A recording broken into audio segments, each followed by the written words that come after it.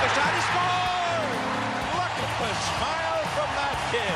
They love this kid. He's an excellent goal scorer. He will really give you your money's worth. Mogilny back in.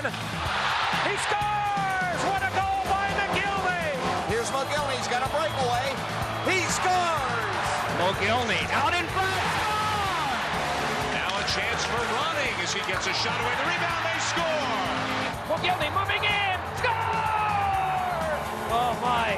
Blazing speed by Alexander Mogilny. There's somebody coming in on you. You don't want it to be Alexander Mogilny.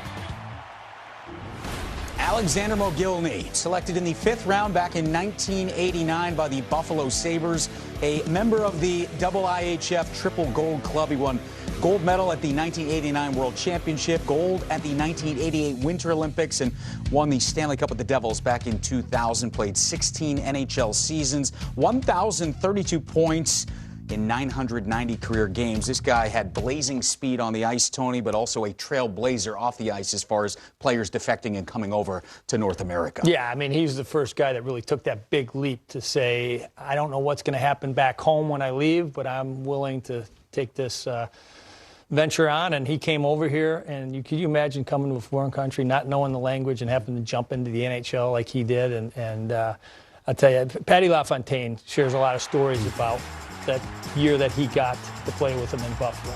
And he said he had never seen a player that he thought could get to that level of potentially scoring 70 goals. And that year he ended up getting 76. And those two together may have been the best dynamic pair. That somewhat gets overrated because you think of a few different pairs. Those two guys had that year that nobody could stop them. And they did it with speed. They did it with unbelievable playmaking. And when you say, would you say blazing speed? That's an understatement. When that guy was on the ice, he was gone. And so it's nice to see him being rewarded for that and being inducted in the Hall of Fame. Yeah, congrats to Almo. I remember playing with him as a young player. I remember him telling me one time, I'll never have to train legs again. Because that's how much work I did growing up and how much conditioning we did. I'll never have to train legs again, ever, in my life. That's how much work they put in that old Eastern Bloc and that old Russian system, and just the volume and the intensity and the workouts. And as you said, that's why you guys are saying, you see he jumped off the page when you watched him. He was so dynamic. And you're right, him and the great Patty LaFontaine as a combo in Buffalo. Like, I remember growing up in Toronto, we used to get the Buffalo News. Yep. And you're watching News 4 Buffalo, Ed Kilgore on the sports, and every night, Alex Mogilny, hat trick. Alex Mogilny, Pat LaFontaine, 4 points apiece. Like, it was like candy, like video game, like you said, J-Mo.